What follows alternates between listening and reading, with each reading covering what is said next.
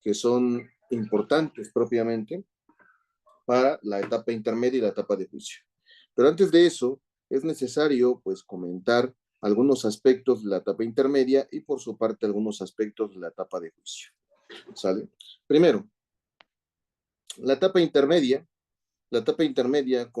según el Código Nacional de Procedimientos Penales, según el artículo 211 del Código Nacional de Procedimientos Penales, dicha etapa intermedia comienza con la presentación de la acusación, ahí comienza, y termina cuando se dicta el auto de apertura a juicio oral. ¿Sale? La etapa intermedia comienza desde que se presenta el escrito de acusación por parte del Ministerio Público y termina cuando el juez o jueza de control emite una resolución que es el auto de apertura a juicio oral. ¿Sale? Esa es propiamente la forma de culminación de la etapa intermedia, con el auto de apertura a juicio oral. Dicha etapa intermedia está dividida en dos fases. Fase 1, ¿sale? La fase 1 propiamente es la fase escrita, ¿sale? La fase escrita. Esa es la primera fase. La fase escrita, y esta fase escrita va desde que se presenta el escrito de acusación por parte del Ministerio Público, se presenta un escrito por parte de la institución ministerial, en la cual dicho o dicha Ministerio Público acusa formalmente a las personas o a la persona o a las personas imputadas del delito que estime oportuno, acorde a la decisión, que es una decisión muy particular y específica del Ministerio Público, presenta un escrito, que es el escrito de acusación, ¿sale? Y dicho escrito de acusación, ahí el Ministerio Público sustenta o establece cada uno de los requisitos que tiene el Código Nacional de Procedimientos Penales en el numeral 335 de dicho Código Nacional de Procedimientos Penales. ¿Sale? El artículo 335 del Código Nacional de Procedimientos Penales establece todos los requisitos que tienen que ver con el escrito de acusación. Ese contenido o ese escrito lo presenta el Ministerio Público ante el juez de control y el juez de control, una vez que se presenta, emite un acuerdo en el cual da por presentada o da por presentado dicho escrito de acusación y lo que acontece es que señala fecha para audiencia intermedia. En ese tiempo propiamente en el cual señala fecha para audiencia intermedia, en ese tiempo el Ministerio Público lo que hace es, bueno, tanto el Ministerio Público como la víctima, la asesoría jurídica, la defensa y el imputado, la persona imputada, hacen una serie de actos que están presentes en dicha fase escrita. Dicha fase escrita entonces comienza con la presentación de la acusación, la fase escrita, y esta fase escrita culmina cuando comienza la audiencia. Cuando comienza la audiencia intermedia. Cuando comienza la audiencia intermedia, en ese preciso instante, es cuando termina la fase escrita. Entonces, una primera fase, que es la fase escrita, la cual comienza con la presentación del escrito de acusación. Se dan varios actos que están en esa fase escrita y después de varios actos que realiza tanto el Ministerio Público como la asesoría jurídica victimal y la víctima, la persona imputada y la defensa, ¿sale? Cuando se realizan esos actos, pues ya después se apertura la audiencia intermedia y esa es la parte escrita en pocas palabras. Ahora, la fase número 2. La fase número 2 es la llamada fase oral, ¿sale? La fase número 2 es la fase oral. Esta fase oral es la audiencia intermedia. En esta audiencia intermedia se dan una serie de actos que permiten determinar, que permiten identificar que, bueno, primero la presentación de la acusación, ahí el Ministerio Público oralmente ya hace toda la precisión que hace en su escrito de acusación. Esa audiencia intermedia se van a debatir varios temas como la presentación correcta de la acusación por parte del juez, se van a verificar si existen ciertos incidentes que van a ser materia de resolución, se va a determinar si se hizo correctamente el descubrimiento probatorio, si va a existir algún tipo de acuerdo con respecto a los hechos, se va a determinar cuál es la prueba que va a ser materia de juicio y en su momento, una vez culminado todo esto, se va a dictar auto de apertura a juicio oral. Entonces, tenemos dos fases, una fase escrita y una fase oral.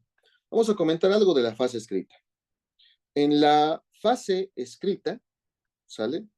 En lo que es la fase escrita, ¿sale? ¿Qué comprende esta llamada fase escrita? Bueno, esta fase escrita, lo que comprende propiamente, ¿sale? Esta fase escrita, lo que comprende es, por una parte, por acá, la presentación del escrito de acusación. Se presenta un escrito con las características o elementos que están en el artículo 335 del Código Nacional de Procedimientos Penales. ¿Sale? Se presenta un escrito que se precisa o se hace a través de las características que están en el artículo, ¿sale? Con las características que están en el artículo 335 del Código Nacional de Procedimientos Penales, ¿sale? Ese escrito cumple con cada una de las 12 fracciones que están en el 335. Ya que se presenta este escrito, lo que va a acontecer es que el juez da por presentado ese escrito, el juez acuerda.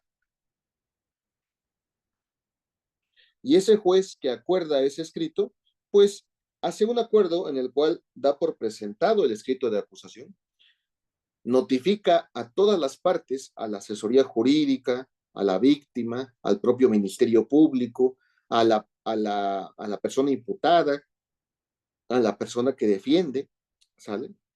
Notifica y les hace el conocimiento que está presentada la acusación y que a partir de esto, pues, ha señalado fecha para la audiencia intermedia, ¿sale? Ha señalado fecha para la audiencia intermedia.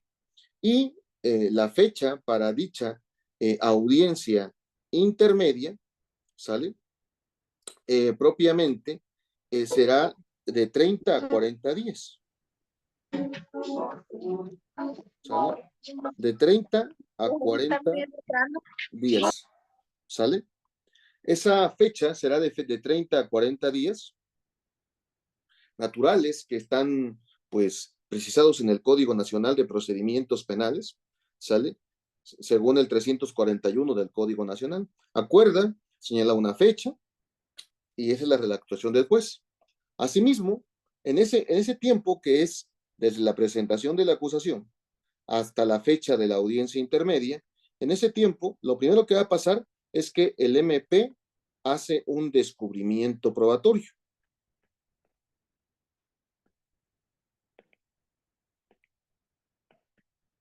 El descubrimiento. Ese descubrimiento va dirigida o va dirigido ese acto hacia la víctima. Y a la víctima, en primer lugar, y posteriormente, bueno, al mismo tiempo, al imputado y su defensa, ¿sale? Para que una vez que se le haga el descubrimiento a la víctima tiene diversas actividades que puede hacer acorde a lo que estime oportuno. De acuerdo al artículo 338 del Código Nacional de Procedimientos Penales, la víctima tiene ciertas facultades, como lo es el constituirse en parte coadyuvante, el señalar vicios formales de la acusación, ofrecer medios de prueba para la correspondiente acusación, para complementar la acusación, y el tema relativo al pago de la reparación del daño, ¿sale? Esas facultades tiene la víctima una vez que el Ministerio Público genera propiamente el descubrimiento probatorio, ¿sale? Genera propiamente el descubrimiento probatorio. Entonces, esa, esa víctima, esa víctima y su asesor jurídico o asesora jurídica tiene esas facultades, ¿sale? Esa víctima tiene esas facultades. Una vez que la víctima, y bueno, la víctima tiene 3 días para esas facultades, 3 días tiene la víctima y la asesoría jurídica. Una vez que la víctima haga eso o no lo haga, no realice ninguna de esas facultades, ahora el imputado y su defensa,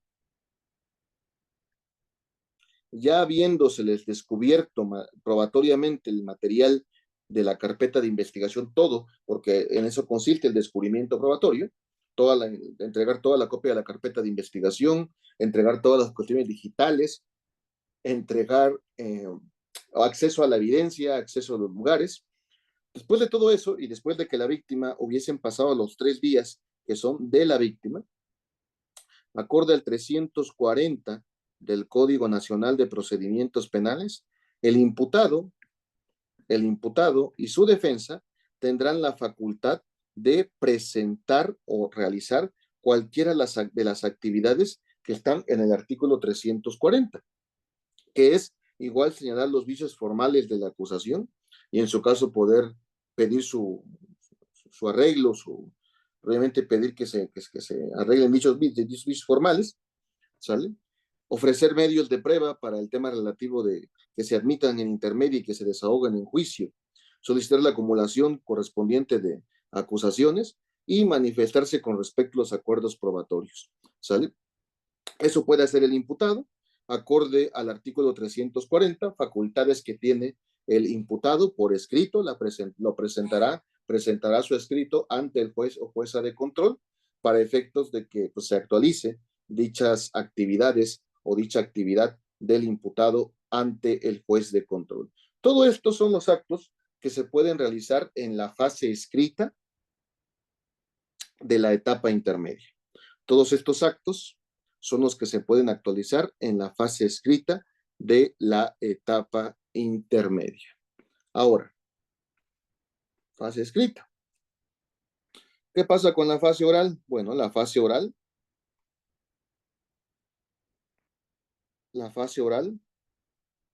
como se había comentado, esta comienza o tiene que ver propiamente con la audiencia.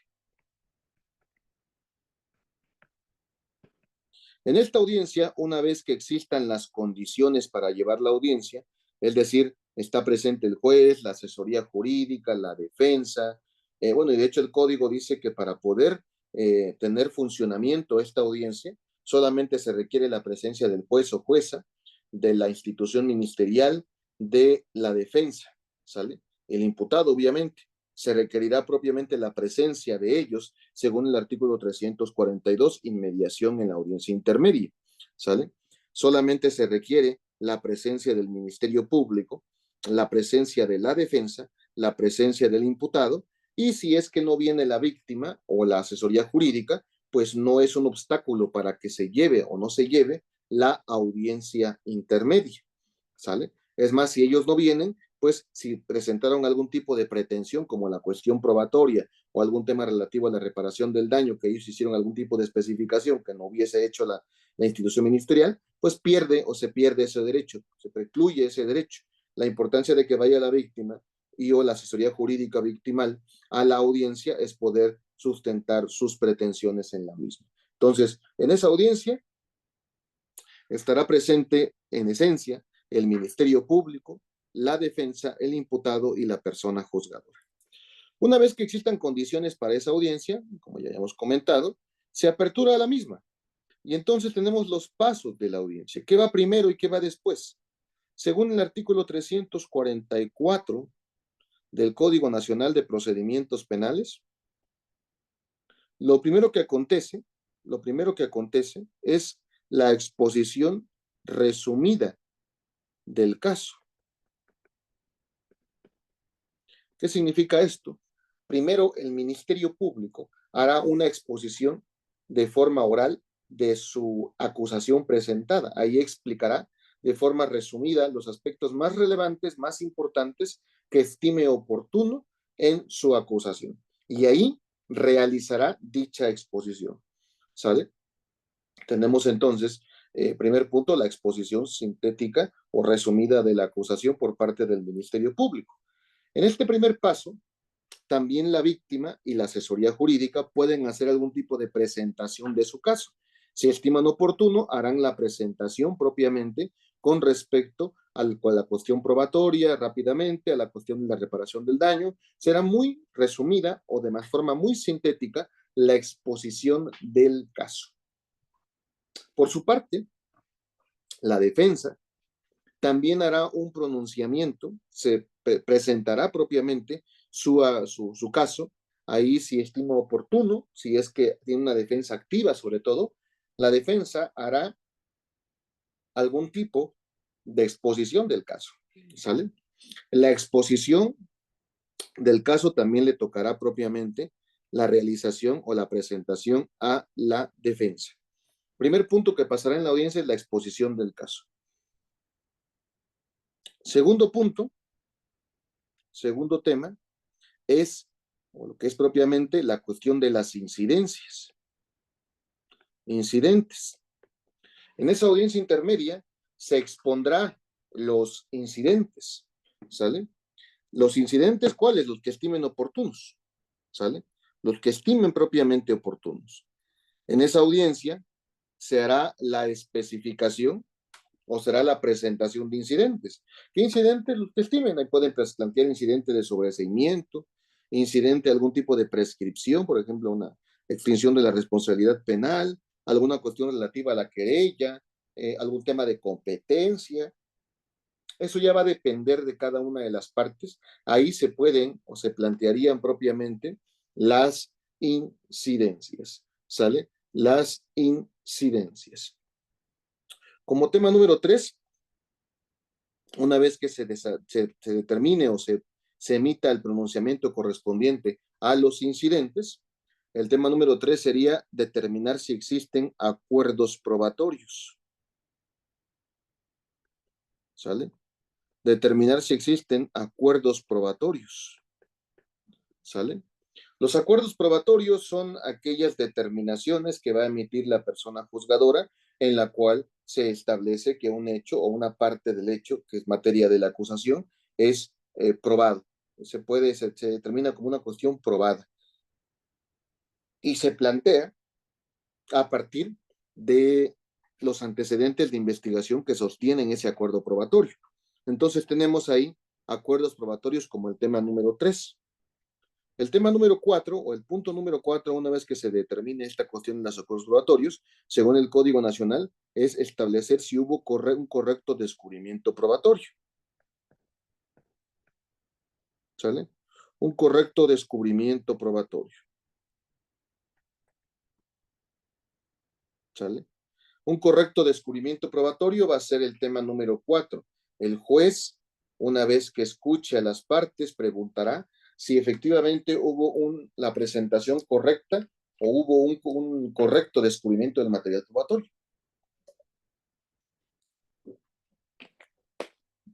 Un correcto descubrimiento del material probatorio. ¿Sale? Ese va a ser el tema número 4 que se pretende abordar o se pretenderá abordar. Sale por parte del juez. El juez determinará propiamente si es que hubo un correcto descubrimiento probatorio y en su defecto, si no hay un descubrimiento probatorio, pues va a decirle a las partes que hagan el descubrimiento o a imponer las multas que estime oportunas o las vistas correspondientes. La falta de descubrimiento al día de hoy no es un parámetro o no es una base para exclusión probatoria. Al menos eso se ha visto en algunas tesis del Poder Judicial de la Federación, específicamente de tribunales colegiados, pero no existe un pronunciamiento que por la falta de descubrimiento ya se pretenda excluir el material probatorio. ¿Sale? Entonces tenemos ahí, como punto número 4, la cuestión relativa al descubrimiento probatorio. Como punto número 5, se va a debatir ahora sí que es el tema más importante para la intermedia, la admisión y exclusión probatoria. La admisión y exclusión probatoria. Es decir, se admiten o se excluyen, se admiten o se excluyen pruebas. ¿Sale? Admisión o exclusión de medios de prueba. ¿Sale? Ese va a ser el siguiente debate en la fase oral. En esa audiencia, pues se va a hacer la presentación por parte del Ministerio Público, primero para advertir cuáles son las pruebas o los medios de prueba que pretende ofrecer para el juicio, y la defensa, a partir de su estrategia, podrá optar, podrá optar por la exclusión probatoria de algunos medios de prueba, de los que estime oportunos. Una vez que cruce eso, bueno, viene la asesoría jurídica para ofrecer sus medios de prueba, viene la defensa para ofrecer sus medios de prueba y determinar cuáles de ellos son admisibles o se excluyen. De acuerdo al Código Nacional, la admisión de medios de prueba y la exclusión de medios de prueba es un tema apelable, opera la apelación. Ante la admisión de medios de prueba o la exclusión de medios de prueba, de acuerdo al artículo 467 del Código Nacional de Procedimientos Penales, eso es apelable. ¿Sale? Bueno, entonces tenemos ahí lo que es la fase oral, y una vez que se determine la admisión de exclusión probatoria, el tema número 6 es que el juez emitirá auto de apertura a juicio oral. ¿Sale? Auto de apertura a juicio oral. En términos genéricos, eso es la etapa intermedia. ¿Sale? Cuestión que quizás ustedes ya manejan a detalle, solamente quise resumir la fase escrita y la fase oral de la etapa llamada etapa intermedia. Ahora, en cuanto a la jurisprudencia, ¿cuáles serían algunas resoluciones, algunas sentencias propiamente de la Suprema Corte que pudiesen abonar para poder entender con mayor detalle la etapa intermedia? Bueno, pues al respecto tenemos los siguientes. Vamos a abordar algunos aspectos en el caso. Primero, la Suprema Corte de Justicia de la Nación, ¿sale? La Suprema Corte de Justicia de la Nación ha tenido oportunidad de pronunciarse con respecto a la naturaleza de la acusación, ¿sale? Ha tenido oportunidad de pronunciarse con respecto a la naturaleza de la acusación, ¿sale? El primer precedente que podría ser importante es el tema relativo a la acusación y al juez imparcial, que es el amparo en revisión. ¿Sale? Un segundo acá. Que es el amparo en revisión. ¿Sale? 119 diagonal 2018. 119 diagonal 2018. ¿Sale? Ese amparo en revisión 119 diagonal 2018, ¿sale? Fue sostenido o fue resuelto por la ministra Norma Lucía Piña Hernández, resuelto el día 22 de mayo del año 2019, ¿sale? Un asunto de San Luis Potosí en el cual se pretendía establecer la inconstitucionalidad del artículo 325 del Código Nacional de Procedimientos Penales. El artículo 325 del Código Nacional de Procedimientos Penales señala propiamente un procedimiento que el juez o jueza de control tendría que realizar una vez que aprecie que el Ministerio Público no ha presentado su acusación. Si la institución ministerial no presenta su acusación, si la institución ministerial no presenta su acusación, el Ministerio Público no presenta el escrito a que se refiere el artículo 335 del Código Nacional de Procedimientos Penales. Si acontece esto, según el Código Nacional, el juez o jueza de control tendrá que requerir a la institución ministerial por conducto del titular de dicha institución, que sería él o la fiscal general del Estado. ¿Sale? Entonces, el juez de control, según el artículo 325 del Código Nacional de Procedimientos Penales, el juez de control tiene que requerir a la Fiscalía, específicamente a la titular o al titular de la Fiscalía General del Estado.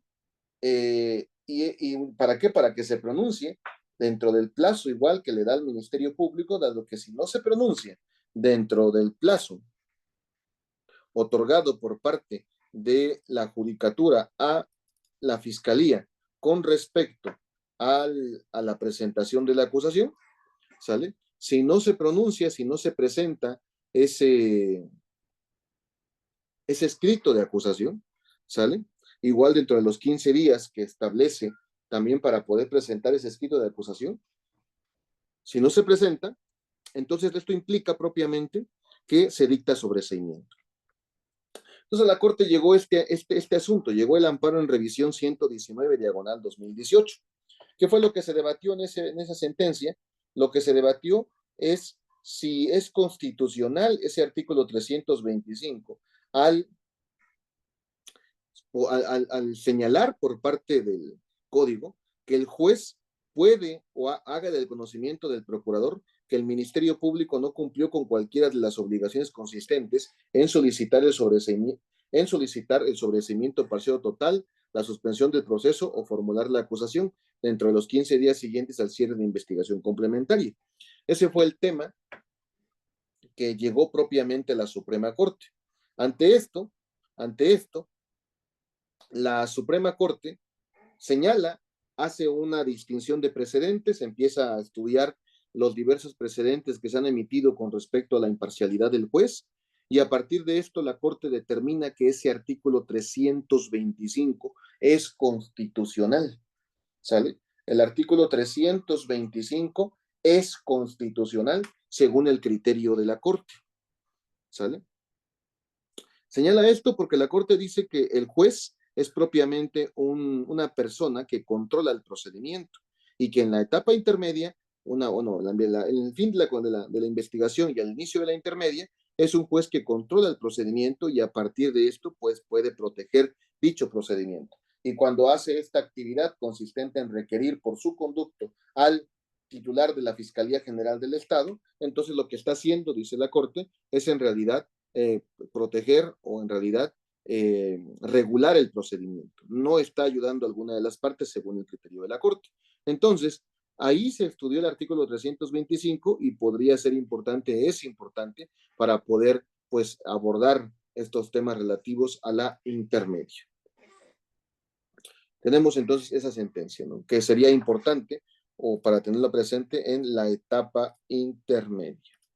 Ahora bien, otra sentencia que también es muy importante para la etapa intermedia, y de hecho podría decir que esta sentencia es importante para todo tipo de etapa, ¿sale? Para la etapa de investigación, para la etapa intermedia y también para la etapa de juicio, y es el amparo directo en revisión 669, es 2015, acá no es 2019, es 2015. Pero también les recomendaría verificar el amparo directo en revisión 2058, diagonal 2017. ¿Sale? En los amparos directos en revisión 669-2015 y amparo directo en revisión 2058, diagonal 2017, ahí la Suprema Corte estudió la llamada doctrina, que ya hemos comentado al respecto, la doctrina de apertura y cierre de etapas, ¿sale? Ahí la Corte tocó esta cuestión llamada doctrina de apertura y cierre de etapas, ¿sale? Dicha doctrina, como ya habíamos comentado anteriormente, significa al menos dos cosas. Una primera cuestión es, una vez cerrada la etapa,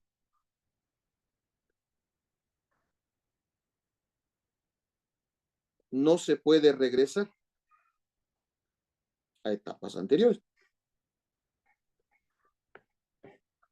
Según la Corte, una vez que cierras una etapa, ¿sale? Una vez que cierras una etapa, no es posible regresar a etapas anteriores, ¿sale? Una vez que cierras una etapa, no es posible regresar a etapas anteriores, ¿sale? Cerrada la etapa intermedia, cerrada la etapa de investigación y luego la etapa intermedia, no es viable regresar a etapas anteriores, ¿sale? Eso es propiamente lo que resolvió la Corte en el amparo directo en revisión 669-2015 y 2058-2017, ¿sale? No es posible regresar, primera cuestión. Y segunda cuestión, cada etapa tiene su naturaleza, ¿sale? La etapa intermedia, y aquí es lo importante para esta plática, la etapa intermedia tiene la naturaleza de ser una etapa de filtro o una etapa de control de la acusación, pero un control positivo de la acusación. Tiene la naturaleza de ser una etapa solamente de ofrecimiento y admisión de medios de prueba, una etapa de preparación del juicio. Esa es la naturaleza de la etapa intermedia, ¿sale? Para eso sirve propiamente la etapa intermedia, para hacer un control de la acusación de forma positiva a partir del ofrecimiento y admisión de medios de prueba. Para eso está hecho o está hecha la etapa intermedia. Entonces, ahí podríamos o se puede advertir, se puede señalar la naturaleza de dicha etapa intermedia para que lo tomen en consideración para efectos de poder darle una lectura a dicho precedente y comprender con mayor facilidad, con mayor detalle, la naturaleza de la etapa intermedia, ¿sale? Entonces, tenemos ahí esa, esa sentencia de la Corte, ¿no? Esas dos sentencias de la Corte para que ustedes lo vayan verificando. Segundo punto, precedentes en etapa intermedia. Tercer punto, en cuanto a la admisión de medios de prueba. En la contradicción de tesis 167-2020, ¿sale? Contradicción de tesis 167-2020, esta contradicción de tesis, ¿sale? Fue una contradicción entre el séptimo circuito, ¿sale? Que es Veracruz, el 17º circuito, que es Chihuahua, ¿sale? Y el 5º circuito, que es Sonora, ¿sale? El séptimo, 17º y el 5º circuito tuvieron esta contradicción de tesis.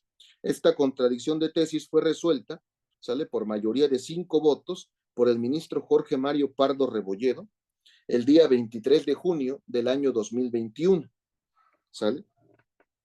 El día 23 de junio del año 2021. En dicha contradicción de tesis, la Corte lo que resolvió o el tema que abordó la Suprema Corte, el tema que abordó fue la siguiente.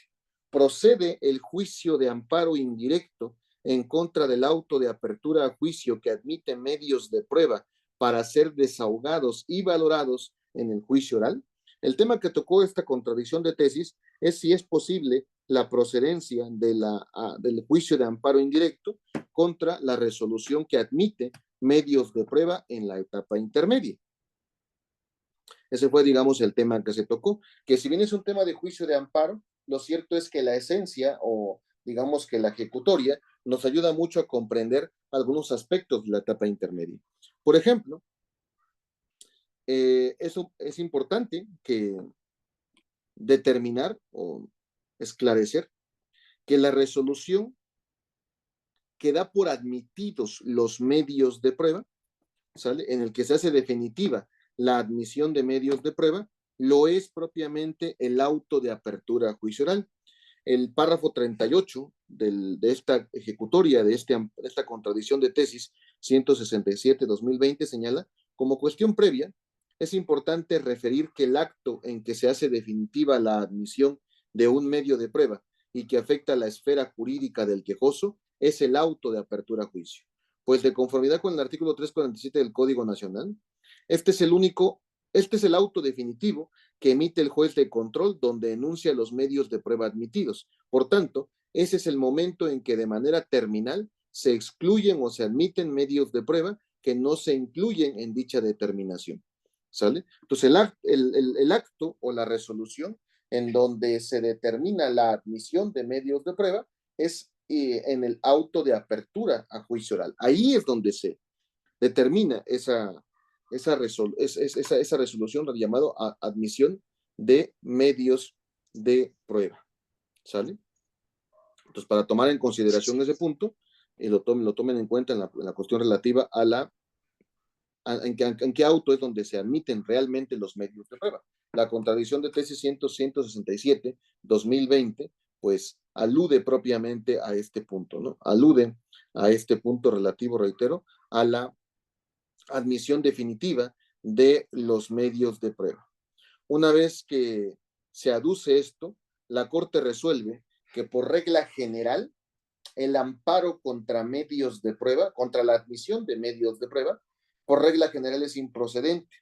Es improcedente por regla general el amparo contra admisión de medios de prueba, pero en la ejecutoria hace las precisiones que hemos comentado, consistentes en que la resolución definitiva que determina la admisión de medios de prueba lo es el auto de apertura a juicio oral, y también se hace alusión que significa admitir medios de prueba, que es admitir los medios que fueron ofrecidos por alguna de las partes, sea de manera total o sea de manera parcial. Sea de manera total o sea de manera parcial. ¿Sale? Entonces tenemos ahí amparo contra admisión de medios de prueba. Contradicción de tesis 167, diagonal 2020. Admisión de medios de prueba. Contradicción de tesis 167, diagonal 2020. Maestro, ¿le puedo hacer una pregunta? Claro que sí, escucho. Un segundo. Escucho, Gabriela. Sí. Gracias. Entonces, ¿se puede hacer un amparo para que me acepten las pruebas que en algún momento en la intermedia me rechazaron? Sí, nada más que aquí el punto es, bueno, al día de hoy, si por ejemplo, primero hay que diferenciar entre admisión de medios de prueba y exclusión de medios de prueba. Si tú, por ejemplo, eres defensa y planteas que al fiscal le excluyan medios de prueba y el juez aún así los admite, ese es un primer supuesto. Un segundo supuesto es que tú llevaste como defensa, ahora si eres fiscal también va a cambiar la cosa, habrá que ver si eres fiscal, si eres defensa, pero si eres defensa en este caso, en el caso que ponemos como ejemplo, o también asesoría jurídica, te excluyen medios de prueba. Si te excluyen medios de prueba, seas fiscal, seas defensa o seas asesoría jurídica, te excluyen o te admiten, en ambos supuestos procede la apelación. Una vez que te admitan o una vez que resuelvan la apelación sobre la admisión o exclusión de medios de prueba, contra la resolución de la apelación que admite o excluye medios de prueba, pues ahí viene la posibilidad del amparo. Si tú me hablas de exclusión de medios de prueba, entonces primero debiste haber agotado el recurso de apelación para la definitividad en amparo. Ya que agotaste el recurso de apelación y por alguna razón la sala confirma esa exclusión probatoria, confirma que efectivamente excluyeron correctamente tus medios de prueba, contra esa resolución, la pregunta sería, ¿se puede acudir al juicio de amparo? Esto no lo resuelve la contradicción 167, lo resuelve, o al menos te dice algo, la contradicción de tesis 6-2021, que es la que seguía, la que vamos a platicar, exclusión de medios de prueba. La contradicción de tesis 6-2021 digamos, la que aduce o señala este tema. Contradicción de tesis 6-2021, que es una contradicción que se emitió entre el 10º circuito, ¿sale? Es una contradicción que se emitió entre el 10º circuito, que es Tabasco, el 11º circuito, bueno, vemos por acá, el 10º circuito, que es Tabasco, el 11º circuito u 11, que es Michoacán, el 27º circuito, ¿sale? Que es Quintana Roo, y el primer circuito, que es la Ciudad de México. Entre estos circuitos se hizo la contradicción de tesis 6-2021. En esa contradicción, ahí se resolvió si es procedente o no es procedente el juicio de amparo contra la exclusión de medios de prueba, que es la pregunta que tú me haces, entiendo, en el caso de la pregunta que tú me haces, Gabriel. Aquí la Corte resolvió que por regla general, o sea, como una regla general, no es posible admitir o no es procedente el juicio de amparo contra la exclusión de medios de prueba. No es procedente, por regla general, no es procedente el juicio de amparo contra exclusión de medios de prueba. Por regla general. ¿Y cuál es la excepción? ¿O cuándo sería excepcional o cuándo se podría excepcionar? La excepción a la admisión o a la procedencia del juicio de amparo. La Corte dice que para que se dé la procedencia del juicio de amparo contra actos relativos a la exclusión de medios de prueba, se requiere primero que esa exclusión genere una afectación irreparable.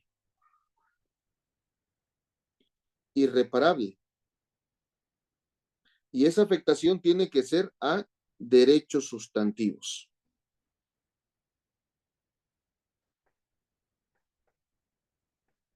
La Suprema Corte, en la contradicción de tesis 6/2021, señala que la única forma en la cual sería procedente un juicio de amparo indirecto contra la confirmación que realiza la sala de apelación consistente en la exclusión probatoria que emitió el juez de control. Recuerden que el juez de control excluyó, la sala confirmó la apelación y te vas al amparo indirecto contra la resolución de la sala de apelación, que confirma la inadmisión o exclusión de medios de prueba emitido por el juez o jueza de control. En ese momento, entonces, la sala resuelve, te vas al amparo, y la única forma en la cual pudiese ser procedente el estudio en juicio de amparo para efectos de que se pueda estudiar la exclusión de medios de prueba, la única manera es emitir una resolución o que la resolución de exclusión de medios de prueba afecte de manera sustantiva, de forma irreparable, derechos sustantivos, afecte de forma irreparable derechos sustantivos. Por ejemplo, la Corte ha tocado algunas excepciones, por así decirlo, ¿sale? La Corte ha tocado algunas excepciones que podríamos citarlas de la forma siguiente.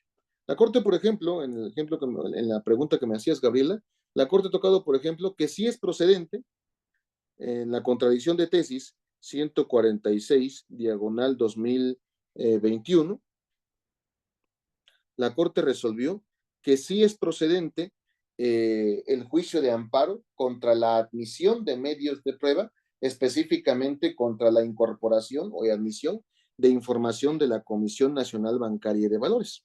¿Sale?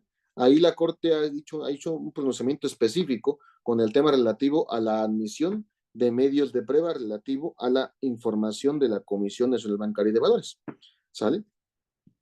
La Corte, ¿por qué dice que esto es procedente? Por la simple y sencilla razón de que el hecho de que se admitan medios de prueba relativos, el hecho de que se admitan medios de prueba relativos al derecho a la privacidad, que es un derecho sustantivo, genera un efecto irreparable, dice la Corte. Y por lo tanto, se admite o es procedente el juicio de amparo.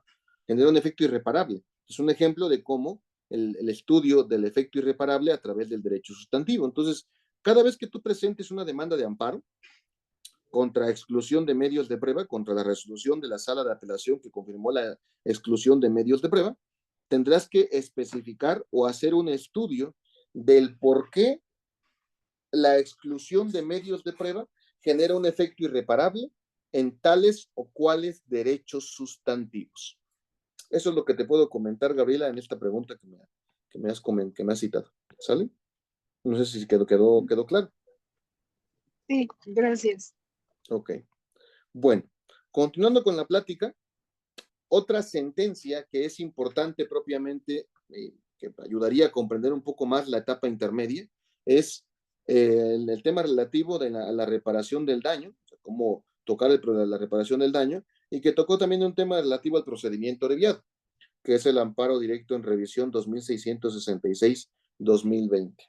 En el amparo directo en revisión 2666 diagonal 2020, ¿sale? En el amparo directo en revisión 2666 diagonal 2020, ahí la Corte lo que tocó fue lo siguiente. Primero, este amparo fue resuelto por el ministro Juan Luis González Alcántara Carranca, ¿sale? El ministro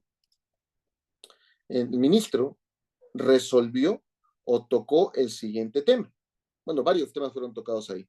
En lo que nos interesa, el ministro estudió propiamente la naturaleza de la reparación integral del daño, la reparación integral del daño, la reparación del daño integral. Ahí en ese precedente estudió cuál es la naturaleza de la reparación integral, en qué consiste, cuáles son sus alcances, características de la reparación del daño. Ahí el ministro en la ponencia correspondiente por 5 votos, ahí en esa sentencia se estudió la naturaleza de la reparación del daño. ¿Por qué? Porque aquí se estaba debatiendo si era constitucional el artículo 204 del Código Nacional de Procedimientos Penales. El artículo 204 aduce o señala que si, por ejemplo, existe una oposición fundada por parte de la víctima con respecto a la aplicación del procedimiento abreviado, si existe una oposición fundada por parte de la víctima en la aplicación del procedimiento abreviado, no es procedente la aplicación de dicho procedimiento abreviado. Entonces, pues muchas víctimas se oponían en razón de ¿qué? De que la reparación del daño no era la idónea, no estaba completa, no estaba garantizada, cualquier tipo de afirmación consistente en la oposición de la reparación del daño. Entonces muchos jueces pues negaban la aplicación del procedimiento abreviado. Esta fue la razón por la cual este artículo 204 llegó a la Suprema Corte y pues se preguntaban de si ese artículo no es inconstitucional al no permitir una forma de terminación del proceso, la forma de terminación del proceso que es propiamente el procedimiento abreviado. La Corte, para poder identificar si este artículo es o no constitucional, la Corte, para poder identificar si este artículo en efecto es o no constitucional, tuvo que estudiar si el artículo, ¿sale?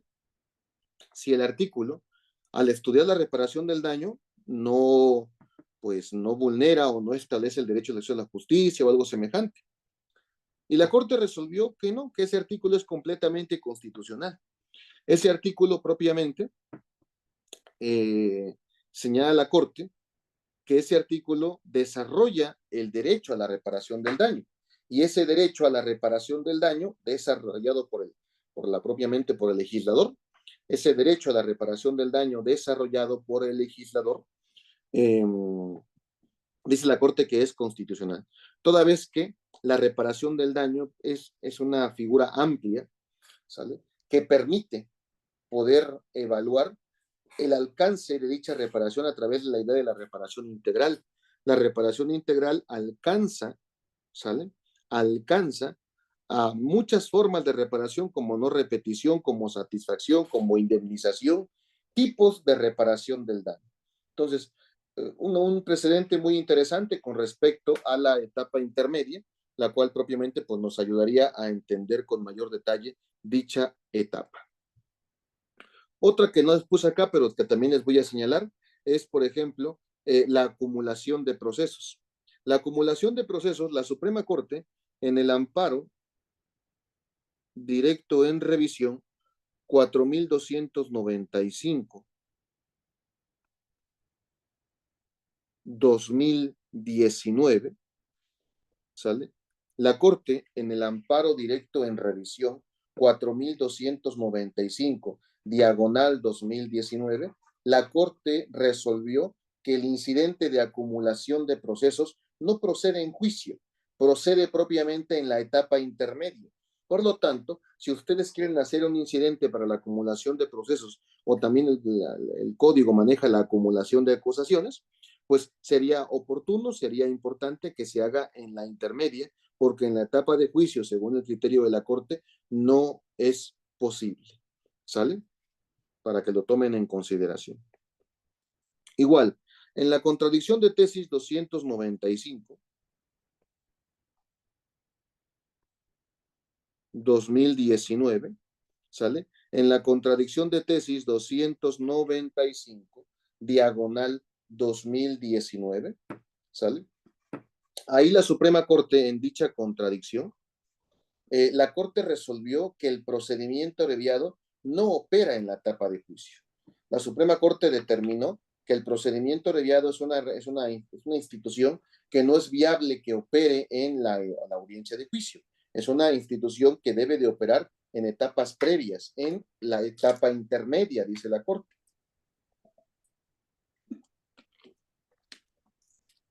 Desde que se vincula proceso hasta que se dicta, hasta la etapa intermedia, hasta la audiencia intermedia, aplica el procedimiento abreviado. Entonces, en esa contradicción de tesis, pues toca este punto de que se puede abordar el procedimiento abreviado solamente hasta la etapa intermedia.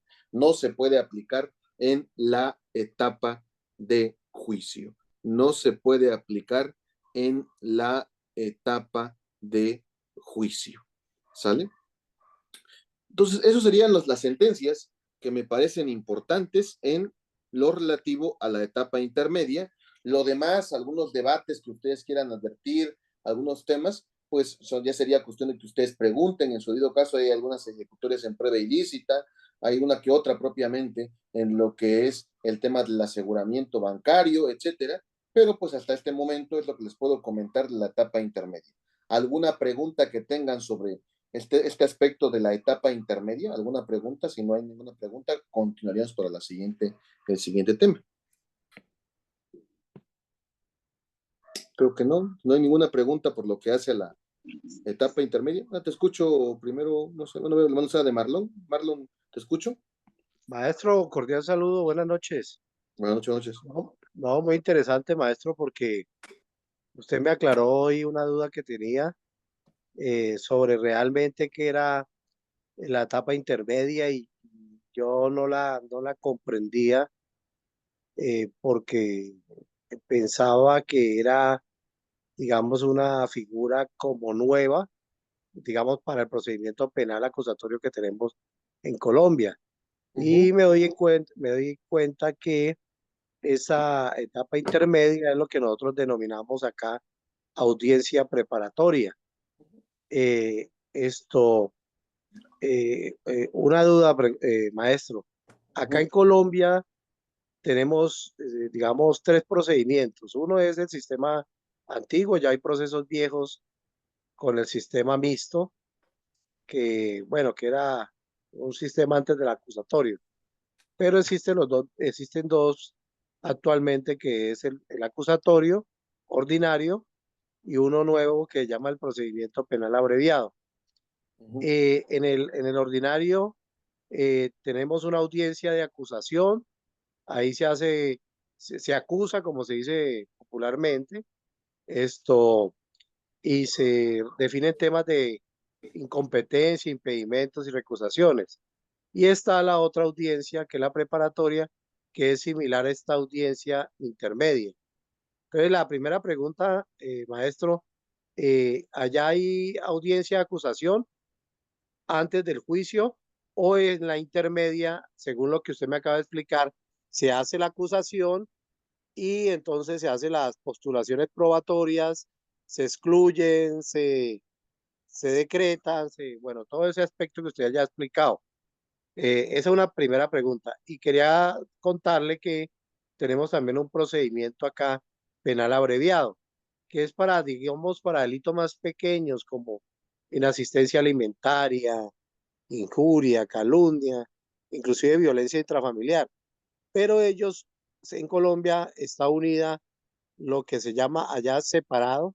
Esa intermedia que ustedes tienen ahí, la hacemos en el abreviado, pero se llama audiencia concentrada. Es decir, a diferencia del ordinario que le expliqué anteriormente, aquí se une la audiencia de acusación con la audiencia preparatoria que se llama concentrada y es más o menos una audiencia intermedia.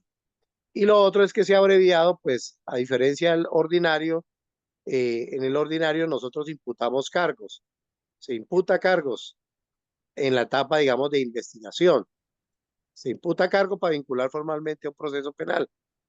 Y en ese abreviado, pues ya desaparece esa imputación y lo que hay es un traslado de escrito de acusación y luego se hace la audiencia concentrada. Solamente quería comentar eso, pero frente a la pregunta que le realicé, maestro, tengo solamente esa duda. Sí, bueno, aquí, a ver, aquí tenemos una audiencia, digamos, hablando fuera de la intermedia, aquí tenemos unas tres etapas: investigación, intermedia y juicio. Y en la etapa de investigación lo que tenemos es una audiencia igual de formulación de cargos como lo tienen ustedes en la investigación, desde la investigación. Nada más que nosotros manejamos una figura que ustedes no tienen allá, que es la vinculación a proceso. En esa vinculación a proceso ya tiene claramente el imputado cuál es el cargo que digamos que, o cuál es, mejor dicho, el hecho que es materia de su investigación.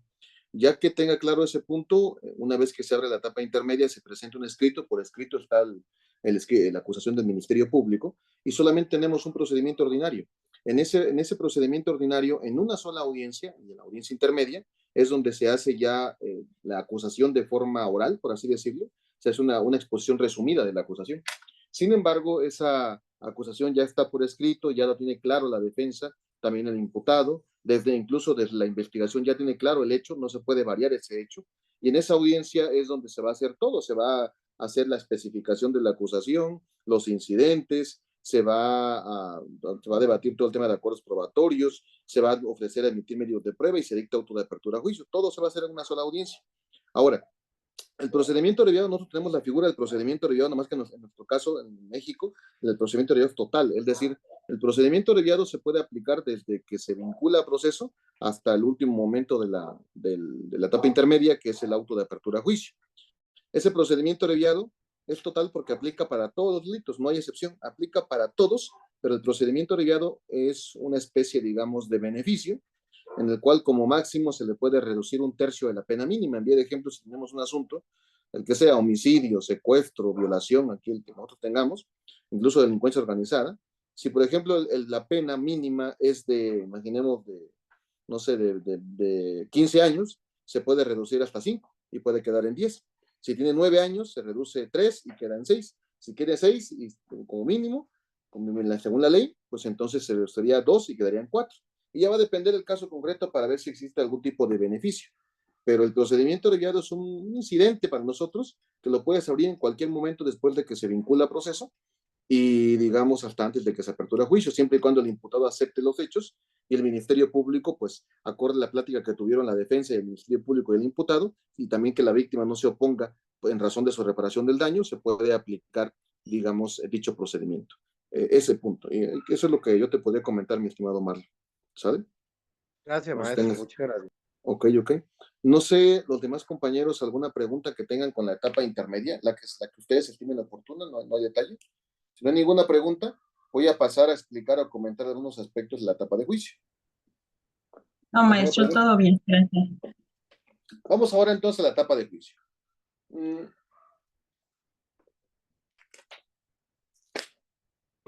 La etapa de juicio comienza con una judicatura diferente, que es el tribunal de enjuiciamiento. ¿Sale? La etapa de juicio comienza cuando el tribunal de enjuiciamiento, cuando el tribunal de juicio, si quieren llamarlo así, ¿sale? Radica el auto de apertura a juicio oral. El auto de apertura a juicio oral radica el tribunal de enjuiciamiento, ese auto de apertura a juicio oral, y dentro del plazo de 40 a 60 días señala la fecha para la audiencia intermedia, que en México serían aproximadamente, pues, bueno, serían, por lo regular lo ponen en el día 40 o 50, si es que no hay carga de trabajo, serían 2 meses, ¿sale? Aproximadamente 2 meses para el señalamiento de la audiencia de juicio, ¿sale? Aunque luego la realidad es que luego por las cargas de trabajo ponen muy alejadas propiamente las cuestiones del juicio, ¿sale? Las cuestiones del juicio. Entonces, bajo esa idea, ¿sale? 2 meses para el señalamiento de la audiencia de juicio Y en esa audiencia de juicio es cuando ya se va a debatir toda la prueba de la acusación, y se va a determinar si el imputado es culpable o se sostiene la inocencia del imputado, ¿sale? Entonces, la etapa de juicio radica el auto de apertura a juicio oral, el tribunal de enjuiciamiento señala fecha para audiencia de juicio, y ahí se va a debatir propiamente en la audiencia de juicio la acusación del Ministerio Público, ¿sale? La audiencia de juicio, ¿sale? La audiencia de juicio, como ya lo hemos comentado, es sostenida a partir de un tribunal de enjuiciamiento. Esta audiencia de juicio tiene 3 subaudiencias, si quieren ustedes llamarlas así, subaudiencias, ¿sale? Una es la audiencia de debate propiamente. En la audiencia de debate, ahí se va a determinar si el fiscal cumplió con su deber o cumplió con el material probatorio, y a partir de eso se dicta una sentencia condenatoria porque el imputado es culpable. Ahí se va a debatir si el debate que se va a presentar en este primer momento es si es culpable el imputado o si es inocente. Si es que se decreta la culpabilidad del imputado, se abre la segunda audiencia, o digamos el segundo momento de la audiencia, que es el tema de la individualización de sanciones. Individualizar sanciones. Ahí lo que se va a debatir es, ya está determinado culpable el imputado, ahora ya es sentenciado, ya es culpable. Entonces la siguiente pregunta es, ¿cuál es la sanción que se le va a imponer al imputado, al ya imputado? Eso se va a debatir en el punto número 2, que es la individualización. Y la audiencia número 3, que sería propiamente la audiencia de lectura y explicación de sentencia, ¿sale? Eso es lo que se va a debatir propiamente en la audiencia número 3. Lectura y explicación de sentencia. Así está dividida la audiencia de debate. La más importante, de hecho, es la 1, porque en la 1 se va a presentar todo el material probatorio, ahí es donde se van a actualizar todas las técnicas de litigación, etc. Entonces, en la audiencia de juicio, nos centraremos específicamente en esta que es la de debate, ¿sale? En dicha audiencia de debate, ahí es donde se da todo lo que es, primero, número 1, ¿no? Primero, se van a fijar las condiciones para aperturar audiencia de juicio. Llega el día de la audiencia, imaginemos que es el día de hoy. En ese día de la audiencia está presente el tribunal de enjuiciamiento, pues requiere obviamente estar presente el Ministerio Público, no hay detalle, siempre va a estar presente el Ministerio Público, ¿sale? Siempre va a estar presente el Ministerio Público, ¿sale? Posterior, se verifica la presencia de la víctima. ¿Es necesaria la presencia de la víctima en el juicio? No es necesaria la presencia de la víctima, pero si hay asesoría jurídica, tiene que estar la asesoría jurídica en juicio, forzosamente debe estar la asesoría jurídica. Está presente el imputado, obviamente, si aquí no hay juicio en ausencia, tiene que estar presente el imputado, y también la defensa, obviamente, la persona defensor. Si es que el imputado habla alguna lengua, pues también lengua indígena en su debido caso, o la misma lengua extranjera, se necesitará previamente de un traductor o un intérprete, dependiendo si es lengua indígena, es una cuestión extranjera, un idioma extranjero. Entonces, a partir de eso, se verifica, y si ahí está la persona, el traductor, el intérprete, pues estamos en condiciones. O incluso el derecho consular, si se requiere, si se solicitó el derecho consular, pues está presente, ¿no? Si se verifican las condiciones y está la prueba, el material probatorio existe para poder desahogar, entonces existen condiciones y abrimos juicio. Abierto el juicio, según el Código Nacional, el siguiente punto es que el juez o jueza presidente, según el Código Nacional, aquí serían 1 o 3 jueces, va a depender de cada estado, va a depender de la federación. En la federación siempre va a ser un solo juez el que va a presidir el juicio, y en los estados va a depender. Hay estados que son tribunal de enjuiciamiento unipersonal, o pueden ser 3, va a depender ya cada consejo de la judicatura, ¿sale? Y si, por ejemplo, son 3 o 1, el que sea, el juez que preside va a explicarle a las partes y al imputado y a todos la importancia del juicio. Lo que va a hacer es, bueno, verificar las condiciones propiamente del juicio. Hemos de señalar que vamos a abrir juicio, se abre juicio. Señor imputado, por favor, usted le hago de conocimiento que vamos a comenzar este juicio y que en el caso le pediría que usted esté atento todo el tiempo propiamente a esta audiencia. Le pediría que usted esté atento todo el tiempo a esta audiencia, porque se va a decidir sobre la culpabilidad o sobre la inocencia de su persona. Se va a decidir sobre la culpabilidad o sobre la inocencia de su persona. ¿Sale? Asimismo, pues el juez lo que hace es aludir a cuál es el hecho, los cargos que se están presentando, porque ya lo sabe la defensa, pero aún así lo aduce. El hecho que va a ser materia de juicio en el presente asunto es el siguiente, y se dice, ¿sale? Ahora bien, después de que acontece esto, ahora sí, vamos a comenzar con el Ministerio Público, y el Ministerio, luego seguirá la asesoría jurídica, la defensa, etcétera. Pero en este momento, hay jueces que desde este momento ya señalan el orden de prueba, o si no, lo que hacen es pedirle al Ministerio Público, lo que todos conocemos acá, ahí son técnicas de litigación, alegatos de apertura, o alegatos iniciales, como quieran llamarlo. Alegatos de apertura, ¿de quién? De la Fiscalía, de la Asesoría Jurídica, de la Defensa. Alegatos de apertura que son una mera presentación del caso, pero para juicio, ¿sale? Alegatos de apertura, ¿sale? Una mera presentación del caso para juicio, alegatos de apertura. Una vez que acontezca esto, lo que sigue, por lo regular lo que se hace, es el tema del listado de pruebas. ¿Qué pruebas, con qué pruebas vamos a comenzar el día de hoy? Va a depender cada estado, pero va a depender el tiempo que le lleven en audiencia, va a depender el número de pruebas, puede que un asunto tenga 10, 15, 20, 30 testigos, puede que tenga 5, 10, 20 peritos, y a partir de eso la institución ministerial, pues digamos que presentará un listado de pruebas y dirá, estos 5, 7, 8 se irán para el día de hoy, sería estos para el día de mañana. Eso va a depender ya de acorde a cada lugar en el cual se va a litigar, ¿no? También se le pedirá, si es que la asesoría jurídica se le admitió medios de prueba también, y por supuesto que también la defensa.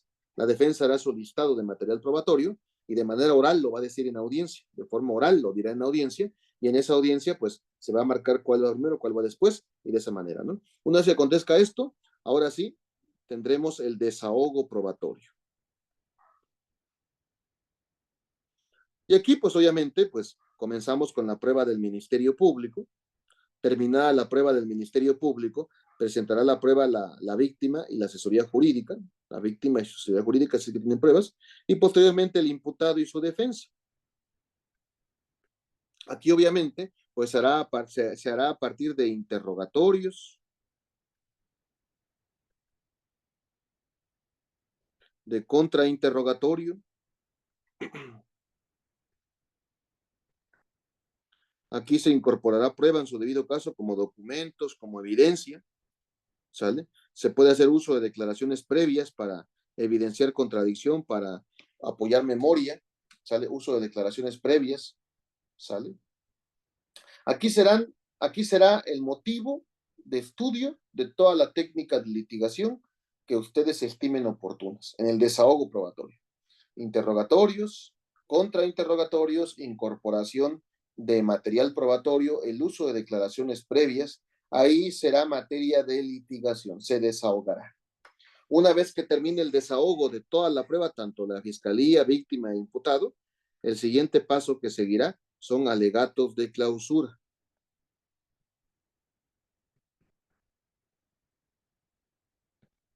¿Sale?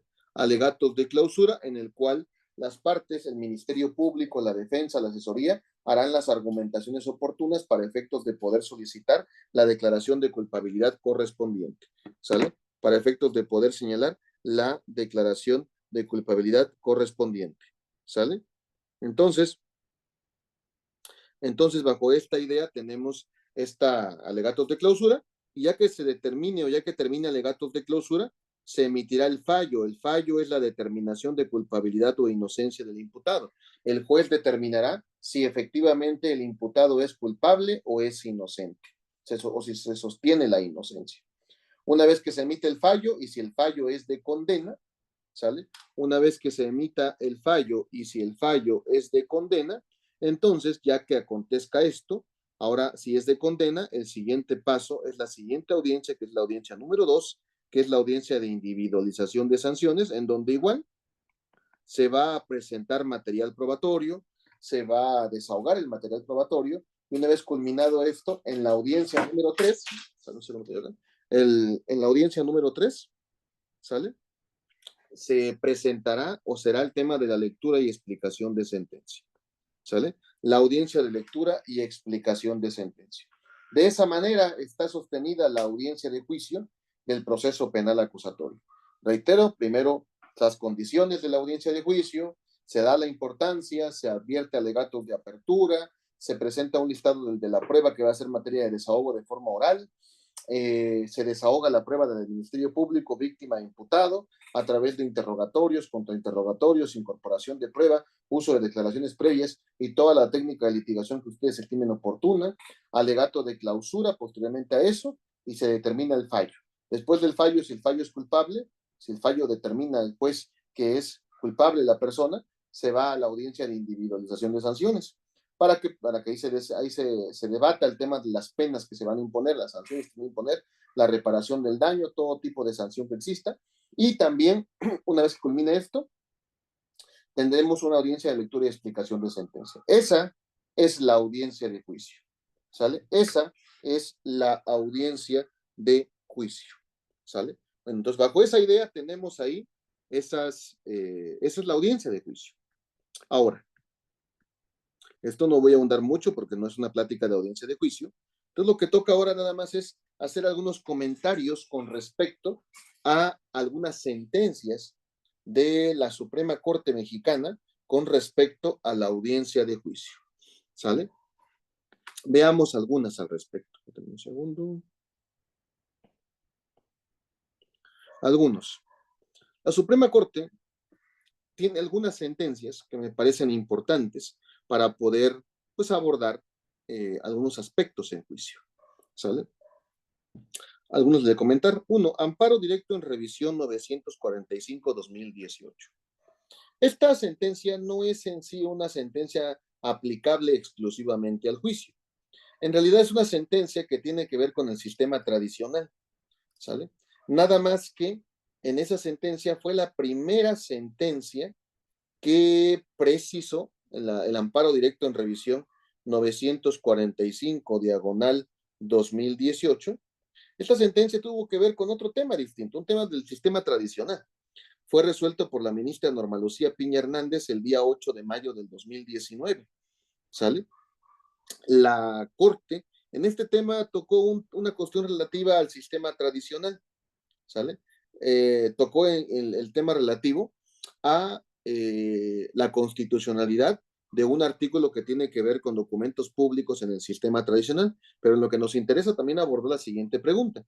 ¿Es dable que se apliquen las reformas constitucionales del nuevo proceso penal acusatorio a asuntos tramitados bajo el sistema tradicional, particularmente para que las pruebas sean valoradas de manera libre y lógica? O sea, nosotros en México ya sabemos que el sistema acusatorio sí es aplicable al sistema tradicional, específicamente en el tema de medidas cautelares. Si, por ejemplo, en el sistema tradicional se impone una medida de prisión, sí es viable que se plantee una revisión de medida cautelar en razón del sistema acusatorio, pero acorde a las reglas del sistema acusatorio. Entonces, si es posible, y tenemos un quinto transitorio muy famoso en México, el artículo quinto transitorio, establece propiamente esta posibilidad, ¿no? Pero en este asunto, en este amparo directo en revisión 945/2018, a la Corte llegó el tema de si es posible estudiar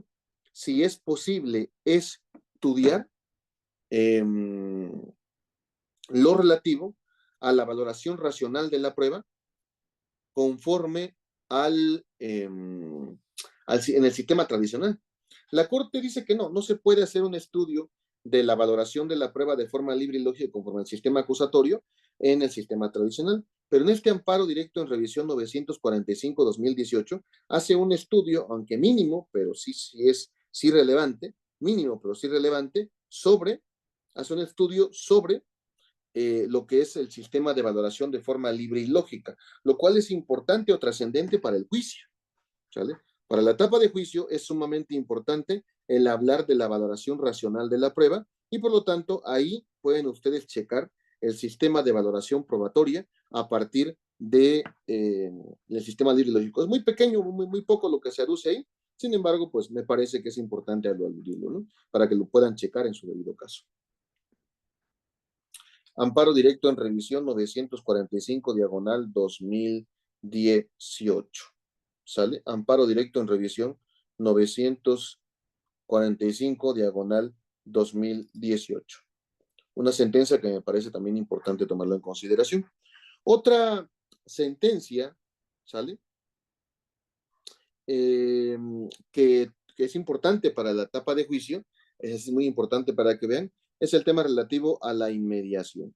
La Suprema Corte de Justicia tiene incluso un cuaderno que tiene de jurisprudencia de la inmediación, ¿sale?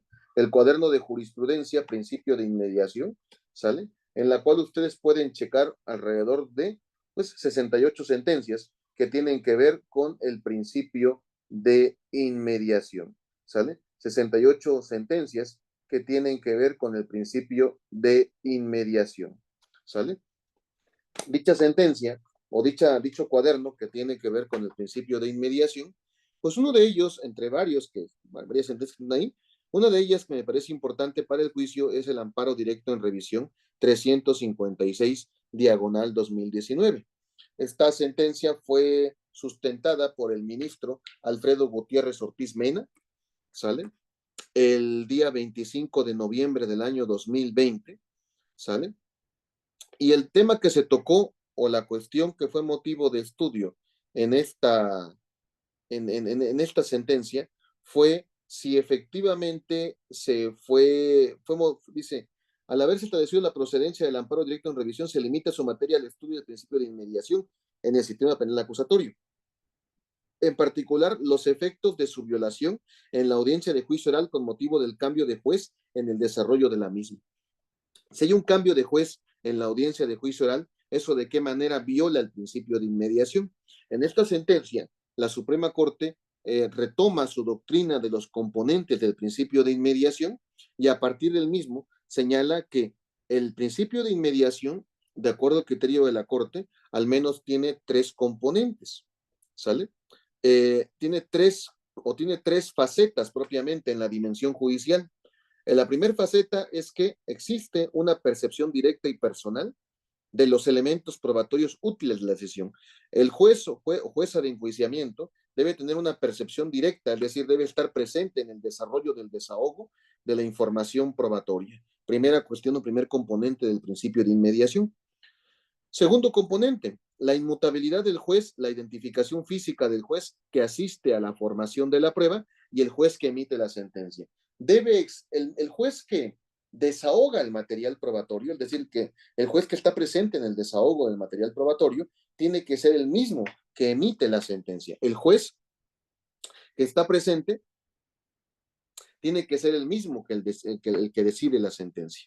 Y finalmente dice, la actividad probatoria del proceso debe desarrollarse en el menor tiempo posible y sin interrupciones. La propia Corte señala esta cuestión relativa a que debe desarrollarse la inmediación del juicio en el menor tiempo posible. La propia Suprema Corte hace un estudio probablemente del principio de inmediación a partir de estos componentes, ¿sale? Y por lo tanto la Corte señala los componentes como son que se requiere que el juez de juicio esté presente en todo el desarrollo de la audiencia de juicio. Se requiere que el juez perciba de forma directa y de forma personal los elementos probatorios útiles para la decisión. Se requiere que el juez que intervenga en la producción de las pruebas debe ser el mismo que emita la sentencia, ¿sale? Y que esto implica que la inmediación es un componente del debido proceso, que su infracción implica la reposición total del juicio, ¿sale? Aquí la Corte incluso también cita la idea de que la inmediación no es una herramienta para la valoración de la prueba. La inmediación no es una herramienta para la valoración de la prueba. Por lo tanto, la inmediación solamente sirve para los efectos de poder desarrollar el juicio, ¿sale? Ahí alude la Corte esa sentencia, esa Ese tema de la inmediación para que lo tomen en consideración. Inmediación y prueba, de ahí lo pueden checar, y también el cuaderno de jurisprudencia sobre inmediación. Otra sentencia importante, y sobre todo para valoración de la prueba, es el amparo directo en revisión 3797-2014. ¿Sale? En el amparo directo en revisión 3797-2014, una sentencia del ministro Arturo Saldívar Lelo de la Rea, emitido por 3 votos. Sin embargo, esta sentencia ha sido suscitada por muchísimas otras sentencias, lo cual implica que ya es un precedente, emitido el 14 de octubre del 2015, ¿sale? Esta sentencia, si bien viene de una materia civil, lo cierto es que en la ejecutoria se hace la aclaración que la misma, pues, es aplicable sin duda alguna a la materia penal, ¿sale? Es aplicable sin duda alguna a la materia penal. Y por lo tanto, en esta sentencia se hace el estudio de lo que es la psicología del testimonio. Es la primera sentencia en México que tocó este tema llamado psicología del testimonio, en el cual ya la Corte ya ha emitido otros pronunciamientos sobre este tema relativo a la psicología del testimonio.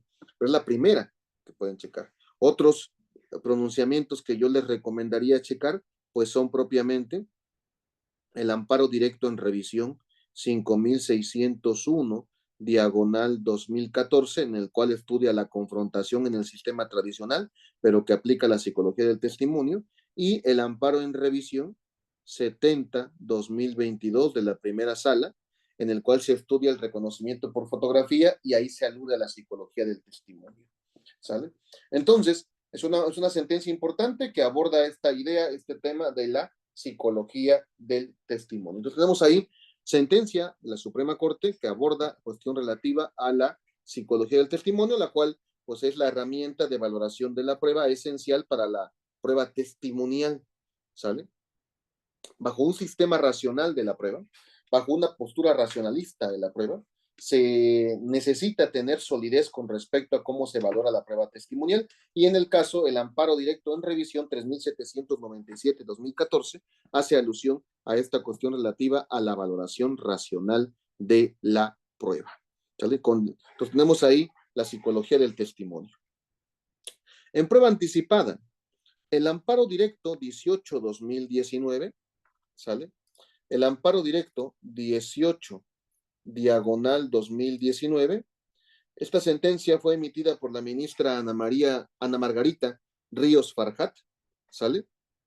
13 de enero del 2021, ¿sale?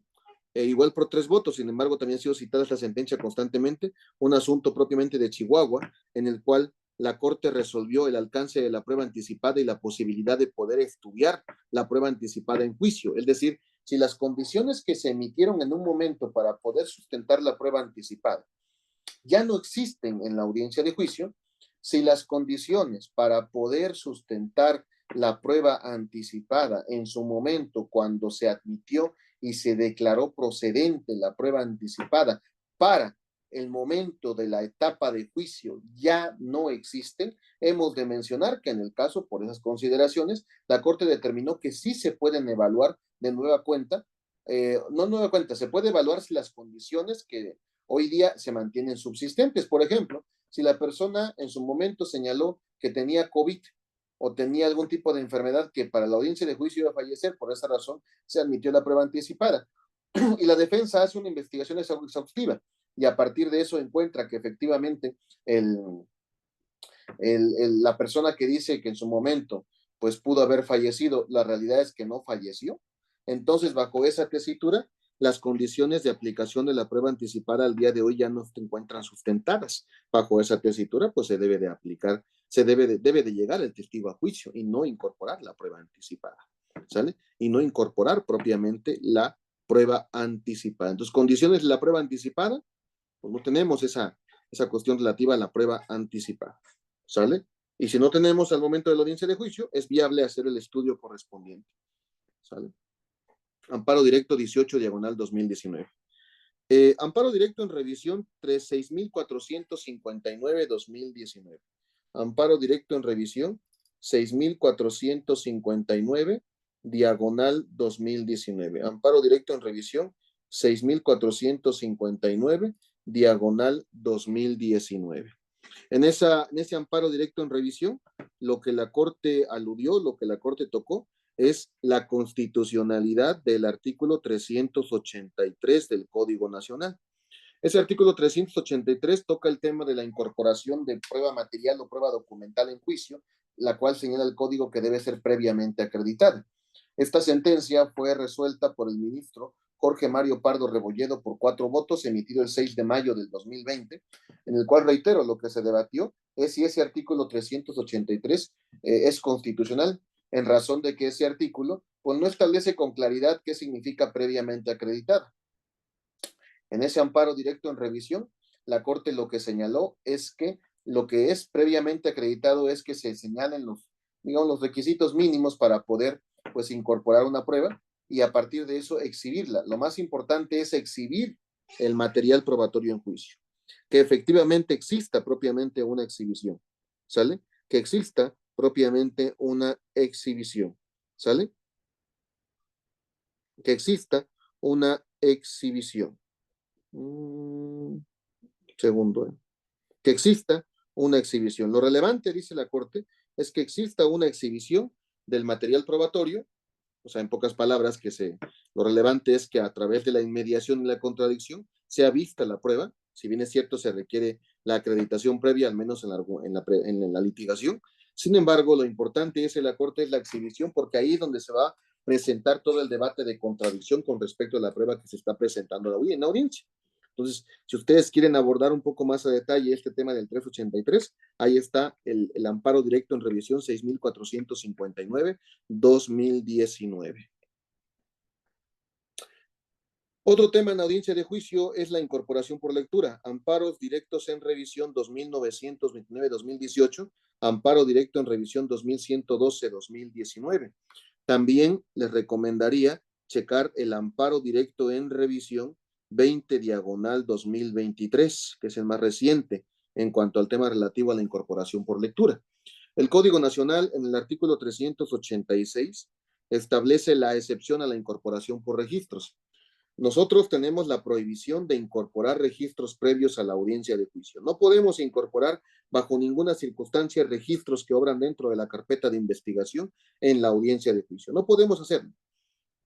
Sin embargo, el artículo 386 aduce excepciones a esa regla, y esas excepciones son que si, por ejemplo, la persona que es testigo, víctima o perito inclusive, muere, fallece, se puede incorporar por lectura.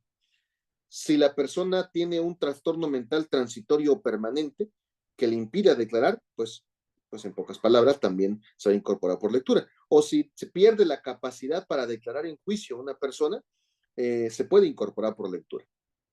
Y también cuando el hecho de que una persona no acuda al juicio es atribuible al acusado, según el Código Nacional, pues se puede incorporar por lectura. ¿Sale? Esos son los supuestos que tiene el Código Nacional con respecto a la incorporación por lectura. A la Corte han llegado, en el primer precedente, en el amparo directo en revisión 2929-2018, el tema de la muerte. Y en el amparo directo en revisión 2112-2019 llegó el tema del trastorno mental. Y la Corte lo declaró constitucional. Igual en el amparo directo en revisión 20/2023, la Corte declaró constitucional el supuesto de muerte. Lo vuelve a hacer la Corte. La Corte dice que sí es constitucional la incorporación por lectura de la declaración de una persona que obra en un registro de la investigación cuando la persona hubiese fallecido o tiene un trastorno mental. Sí es constitucional. Y la Corte, en esa ejecutoria, hace un estudio de los requisitos que se deben de llenar para efectos de poder sostener una decisión en audiencia que permita la incorporación por lectura. Incorporación por lectura, amparo directo en revisión 2929/2018, ¿sale?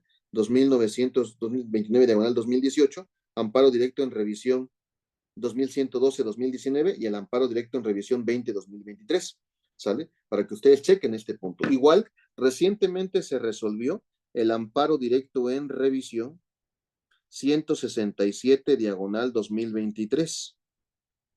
En esta sentencia, la Corte habla de la incorporación por lectura y la prueba de referencia, ¿sale? ¿Cuál es la prueba de referencia? Según el Código Nacional, pues ahí está propiamente en el caso, ¿no? ¿Sale?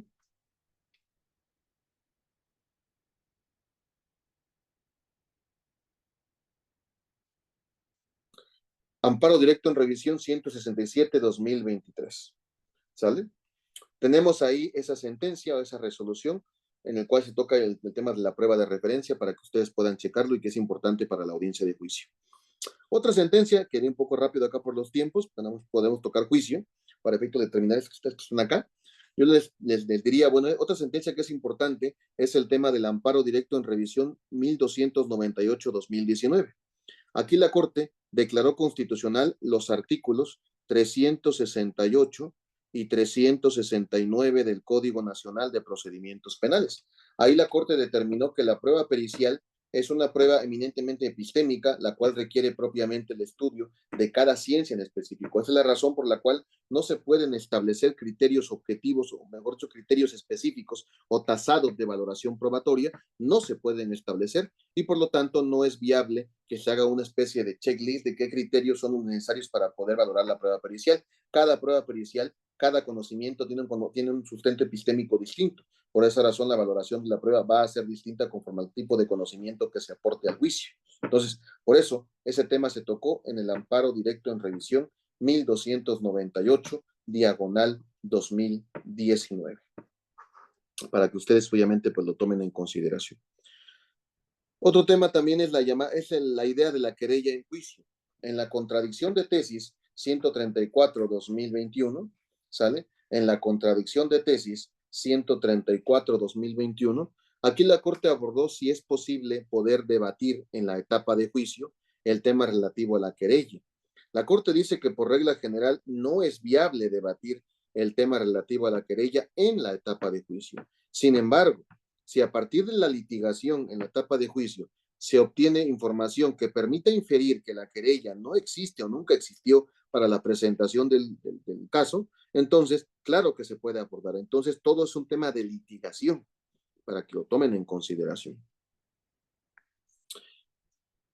Un amparo muy, muy importante es el amparo directo en revisión 26, diagonal 2019. Esa sentencia, el amparo directo en revisión, hace un estudio del derecho de defensa en la etapa de juicio. La Corte aquí estudió en esa sentencia, amparo directo en revisión 26/2019, de qué manera se va a estudiar el derecho de defensa en juicio. ¿Cuáles son las fallas que pudiese apreciar el tribunal de enjuiciamiento para que a partir de la identificación de esas fallas pudiese apreciar que la defensa es deficiente y apartar la defensa, quitarle, en pocas palabras, pues señalar o designar a otro tipo de defensor o a otro defensor que puede ser el del Estado, o si el imputado o acusado tiene algún defensor particular, pues se designa a otra persona en razón de la deficiencia de la defensa en dicha audiencia de juicio. En ese amparo directo en revisión, la Corte hace hincapié en 3 elementos para poder estudiar el derecho de defensa. El primer elemento es que no sea en razón o no sea atribuible al acusado la deficiencia de la defensa. Es decir, nosotros pensamos en algún tema que advertimos que hay deficiencia de la defensa. Primero, para poder apreciar que efectivamente hay deficiencia en la defensa, según nuestra idea, es no será que el imputado lo esté realizando, es decir, no será que esa cuestión sea atribuible al acusado. Tiene que ser bajo el desconocimiento del acusado o que no sea atribuible al acusado, primer requisito. Segundo requisito, que en realidad existe una deficiencia de la defensa. Y para poder apreciar la existencia de la deficiencia de la defensa, la Corte hace un estudio de 6 elementos para poder advertir cuándo hay deficiencia de la defensa, para poder advertir cuándo hay deficiencia de la defensa. ¿Sale? ¿Le puedo Entonces, hacer una pregunta? Claro que sí. Gracias. Esto, bueno, es un caso donde un muchacho, un imputado no tuvo defensa, tuvo una pésima defensa. ¿Esto se puede pelear en amparo directo? Claro que sí. De hecho, va a ser el concepto de violación de base, va a ser primero la total ausencia de defensa. Este precedente, Gabriela, esta sentencia, amparo directo en revisión, la verdad sí es un checklist, ¿eh? Ahí la Corte estudia los componentes o los elementos para poder evaluar si hubo o no hubo en realidad defensa. A veces, por ejemplo, uno puede decir, no sabe ni contraexaminar la defensa, o contraexamina y todos se le objetan. Hay deficiencia de defensa. No, permite, vamos a evaluar si efectivamente se cumple con los requisitos de la jurisprudencia. La Corte dice primero ¿hay deficiente defensa? Para poder saber que hay deficiente defensa, primero hay que evaluar si en primer término eso no es atribuible al acusado. O sea, que el acusado no sea. Por ejemplo, es que el imputado declaró y la verdad no debió haber declarado. A ver, pero el imputado le hicieron de su conocimiento de que lo que declare le puede afectar, el abogado le comentó algo, aún cuando no le comentó, el juez le dijo y aún así el imputado declaró. Pues sí, pero pues es que eso declaró y casi se echó la soga al cuello. Bueno, pues es una decisión del imputado. Es una conducta atribuida al acusado y eso no es, digamos, atribuible a la defensa. Por lo tanto, pasamos eso. Segundo elemento, identificar las deficiencias de la defensa a partir de 6 componentes. Los 6 componentes son, primero, la litigación, segundo, el tema de la argumentación, tercero, la presentación de material probatorio, cuarto, la asesoría jurídica, 5, el silencio inexplicable y 6, la falta de interposición de recursos. 6 elementos que tú vas a identificar en ese amparo directo en revisión, ya que, por ejemplo, identifiques que hay una pésima litigación, no hay un silencio cuando no debe haber silencio, no presentó recursos correspondientes, no presentó incidentes, etcétera, etcétera. La siguiente pregunta es, ¿esa actividad propiamente de la defensa trascendió el resultado del fallo? Es decir, ¿esa actividad fue la base fue la base para poder dictar sentencia condenatoria? Porque si no es así, si no se cumple con estos requisitos, y ahí lo puedes checar en la ejecutoria, no es viable, digamos, la reposición del juicio. Pero claro que se puede hacer el amparo directo. Lo que tienes que alegar ahí en amparo directo va a depender cómo se resolvió en segunda instancia. Por ejemplo, si la sala de apelación ni se percató de esto, simplemente la sala de apelación dice, es que si no hay duda razonable, por lo tanto se confirma la sentencia, bla, bla, bla. Nadie tocó el tema del derecho de defensa. Entonces, lo que tienes que hacer en el amparo directo es, primero, aludir a un artículo del Código Nacional que señala que el Tribunal de Apelación está obligado a estudiar de oficio violaciones graves a derechos humanos. Y tú tienes que identificar esto como una violación grave. Y a partir de eso, abrir el concepto, identificar o sentar el concepto de violación como violación a derecho de defensa, como una violación grave, y a partir de eso plantear el amparo como concepto de violación. Y obviamente pedir la reposición. Pedir que la sala revoque la resolución de condena y que la resolución sea en el sentido de la reposición del procedimiento. Eso es lo que te puedo comentar, Gabriela, en esta pregunta que me dices. ¿Sale? ¿Alguna Gracias, otra? Creo que sí cumple, creo que estamos viendo ese tema, precisamente ese amparo, y creo que sí cumple con la mayoría, porque fue una defensa deficiente, no tuvo litigación, nada, no dejó declarar al imputado, no presentó pruebas, no presentó testigos, no se desistió, simplemente no presentó nada, no tuvo argumento, en fin, creo que sí está cumpliendo, por lo que me dice, creo que sí cumple para una reposición. Pues entonces, sí, yo recomendaría que hagan ese checklist, paso a paso, así, ¿por qué no? Y a partir de eso que se viole el derecho de defensa y a partir de eso que se reponga el juicio. ¿Sale? Sí, porque también ahorita que mencionó en apelación, tampoco hicieron mención de la pésima defensa. Bueno, entonces sería parte del concepto de violación por violación grave digamos, a derechos fundamentales o derechos humanos, debido caso, como concepto de violación. ¿Sale? Gracias. Ok. Maestro, Bueno, disculpe. Escucho, Mauricio. Buenas noches. Yo sé que ya está un poco fuera de tiempo, pero no sé si tenga usted algún criterio que pueda compartir en relación a la prisión domiciliaria. Me refiero a desde el punto de vista de la asesoría jurídica o de la víctima. La sujeción domiciliaria fue motivo de estudio en la acción de inconstitucionalidad 10 y 11. La comentábamos creo que el día de ayer, si no tengo la acción de inconstitucionalidad 10 y 11, diagonal 2014, acciones de inconstitucionalidad 10 y 11, ahí se estudió algo de la sujeción domiciliaria. De ahí tenemos hay un cuaderno de la Corte Interamericana sobre privación de la libertad y hay un apartado que toca la sujeción domiciliaria, lo que lo llaman, digamos, el internamiento domiciliario. No se dice mucho, pero digamos, se toca ese punto. En la acción de inconstitucionalidad 10 y 11 2014, ahí se abordó al menos si es constitucional, dice la Corte que sí, siempre y cuando se ajuste a los criterios de, y ahí cita el criterio de proporcionalidad, idoneidad, todo lo que ya se comenta incluso en medidas cautelares. Ese es el punto, mi estimado Mauricio. ¿Sale? Y bueno, para culminar esta parte, solamente citarles dos sentencias que creo que ya uno he tocado, la otra no tanto, pero dos sentencias que parecen que son importantes es el amparo directo 4-2022, el amparo más completo que tenemos en México, la sentencia más completa del Pleno de la Corte, del Pleno de la Suprema Corte de Justicia de la Nación sobre el tema de la duda razonable. Es una sentencia muy, muy amplia, el cual hay que checarla paso a paso, detalle a detalle, porque cada párrafo es un argumento para las audiencias correspondientes. Entonces, el estándar de más allá de toda duda razonable, ahí pueden checarlo, digamos, en ese amparo directo 4-2022. Y finalmente, esta idea de la reclasificación, amparo directo en revisión 7546-2017, que tiene que ver con la reclasificación.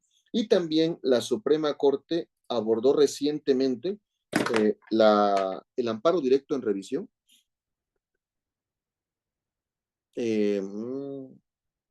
2489, diagonal 2023, el artículo 398 del Código Nacional. Aquí la Corte determinó que sí es posible, que sí es constitucional el artículo 398, que dice que el Ministerio Público puede, en alegatos de clausura, pedir la reclasificación del delito, es decir, pedir que otro delito sea el motivo de juzgamiento, incluso en alegatos de clausura, siempre y cuando se ajuste a los mismos hechos, porque el punto toral siempre va a ser los hechos materia de acusación. ¿Sale? Entonces, compañeros y compañeras, esto que les acabo de comentar son los precedentes aplicables en intermedia y en juicio. En razón de los tiempos, que son las 9 de la Maestro, noche. disculpe, Sí, pues, una pregunta sobre lo que acaba usted de comentar de que el Ministerio Público en los alegatos de clausura puede reclasificar ¿dijo los hechos? no, la clasificación jurídica. Los hechos no se pueden modificar. Puede variar la clasificación jurídica. En este caso, creo que el Código Nacional establece que cuando sucede esa situación, se tiene que conceder un nuevo plazo, creo, se tiene que suspender y nuevamente se le tiene que otorgar a las partes un plazo para preparar en este caso, su teoría del caso y todos los medios de prueba para aportar. Sí, efectivamente, pero es un plazo de 10 días. Es un plazo de 10 días que la realidad es que no requeriría prueba la defensa para eso, porque es un poco complicado que la defensa tenga prueba en 10 días y aparte de eso no se modifica el hecho, se modifica en realidad la clasificación jurídica, el hecho sigue siendo el mismo. Y si el hecho sigue siendo el mismo, el derecho de defensa no se ve afectado para poder si voy a presentar más prueba. ¿Por qué? Porque al ser el hecho el mismo, no hay problema con el aspecto del derecho de defensa. ¿Por qué? Porque el hecho sigue siendo el mismo por virtud del cual se defendió el imputado. Entonces, no aprecio incluso la necesidad de que presente material probatorio. ¿Por qué? Porque se cambia solamente la clasificación jurídica, no la cuestión fáctica. Eso es lo que te puedo comentar, Mauricio. ¿Sale? Maestro, no alcancé a anotar el amparo, Mate. Sí, es amparo directo en revisión 2489, diagonal 2023. Amparo directo en revisión 2489, diagonal 2023. ¿Sale? Entonces, al contrario, amigos y amigas, pues en razón de los tiempos, esta plática que ya hoy es la última plática, obviamente, las 8 sesiones, pues la idea era presentarles a ustedes qué es la jurisprudencia en el sistema mexicano y a partir de esto, cómo es que la jurisprudencia ha esclarecido ciertos temas en el proceso penal acusatorio. Y en este proceso penal acusatorio, pues hemos advertido al día de hoy puras sentencias de la Suprema Corte en etapa de investigación, intermedia y juicio, las cuales pues les podrían ayudar a poder esclarecer más temas que ustedes pueden advertir. Entonces, por esta cuestión, amigos y amigas, pues por mi parte sería todo, salvo que tengan alguna pregunta final que estimen oportuna con respecto a toda la plática, todo el curso. Si no, por mi parte, pues sería todo. Si no hay ninguna pregunta final correspondiente, si no, pues entonces por mi parte sería todo y pues no queda más que desearles éxito. Sigan realmente éxito en esta maestría a todos y a todas y pues ojalá que pronto se titulen y tengan el grado de maestro en su debido caso, ¿no? Por mi parte, muchas gracias y siempre mis mejores deseos para todos y todas. Gracias por escuchar. Saludos desde Muchas Pinotepo, gracias a maestro. usted. Bye, bye. Cuídense. Bye, bye.